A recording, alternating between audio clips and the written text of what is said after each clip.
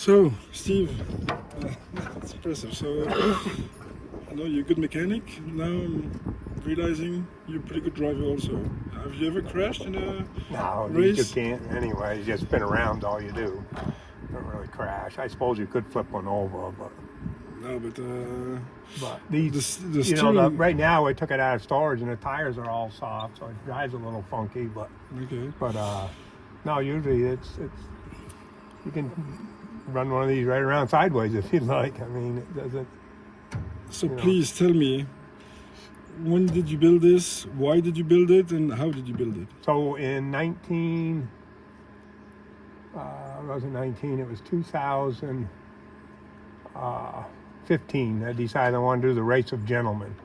So a couple of my friends and I went and got a frame, and from there it started. The body I bought from a gentleman in Boston. He was going to do a car, and he decided not to. So it's a Brookville body, 1928-29. And so between the frame and the body got me started. And then from there, I bought motor parts.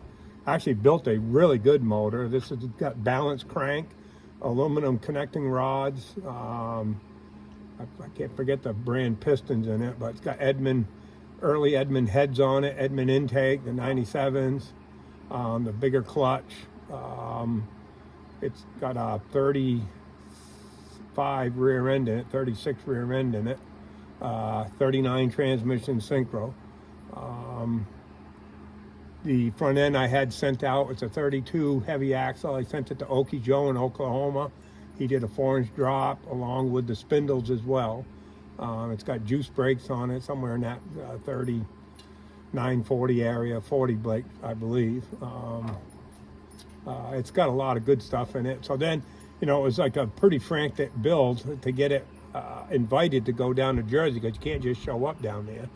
So we got invited to go in 2017 and did the weekend. Well, we're actually down there for 5 days, and then did a bunch more work to it and submitted it again for 18, and then we got invited to go back in 18.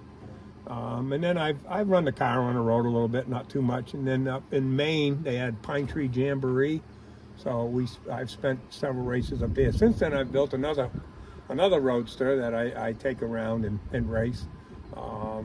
So no need to having two of them. I mean, you only got so much room. But this one's a very nice car. I mean, it's all solid, all ready to go. It's not just a flathead 8, it's a performance flathead. And that's what they look for in a lot of these race setups. The Race of Gentlemen, they don't have a time. I did 8th mile up in Winterport, did 73 miles an hour in 8th mile. I forget the time, the second, but it was a pretty fast car. The steering box is out of a 50 Ford F100 pickup, so it steers nicely. It's got a lot of good stuff in it. People that know these cars will know all about it. So, but I can't have 2 or 3 of them, and I got 2 or 3 of them, so I'm selling one. And this is the one I'd like to sell. So I think you'd be happy with it, whoever ends up with it. That's the end of the story. This is not your first build. No. What is your history with hot rods? Well, I've always had street rods, is where I really had a lot of. And then in 2014, I really got a big interest in the flathead era, that whole period of racing and stuff. And since then, I've been doing it, and I've got several with the flatheads in them. And it's I don't know why I opted to get out of the street rods and do these, but I still have street rods as well. But these are definitely a lot of fun, a lot of history, a lot of great people that have them. It's a good group of people to be with. And I think anybody that's attended any of these shows realize that. And it's definitely a whole lot more fun having your own car than just showing up, Not that the spectating side of it isn't bad, but this is an opportunity for somebody to get into it. Street rods before, then hot rods. But street rods, when was your first one and how many did you build? Oh, street rods was in the 70s and 80s. I started doing them. And by the late 80s, I was building some really nice stuff. The quality show cars, won a lot of awards, Syracuse, New York. the Dirty Dozen, along with the top 10 Street Routers top 10, which is quite an honor to build a car and get picked for that.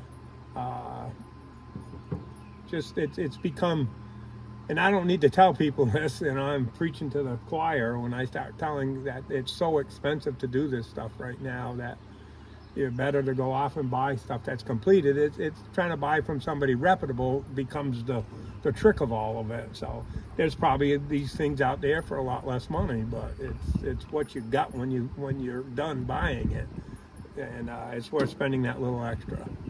But no, I've always had a passion for automobiles. That's all I've ever done my whole life is fix cars and build cars. And now I'm retired from the business of it, and I have a small shop that I do hot rod work, and that's it. So, but anyways, this would be some good vehicle for somebody, especially if you want to go to the Race of Gentlemen. You could submit your application now and get invited. Owl's Head Museum, Transportation Museum, is up in Owl's Head, Maine. They're going to have a big show up there in September, which hay bale, obstacle, drag racing. It's going to be a lot of fun, and these are the only cars that can get invited to that. You can't show up there with something different. You know, it's got to have early bodies, flathead motors. There's nothing better than have one all ready to go and show up. The passion of wanting them doing yourself, that's great too. But you know, sometimes take one and do a little difference to it. And well, thank you, Steve. I sold a couple of your street rods before, and I'm sure we'll find somebody good for this one. Well, good luck, and whoever purchases it, I think you'll have a good fun time with it. That's what it's all about, having fun. So, but thanks, Eric. Good luck with whoever ends up with it. Great. So, thank you, Steve. Bye.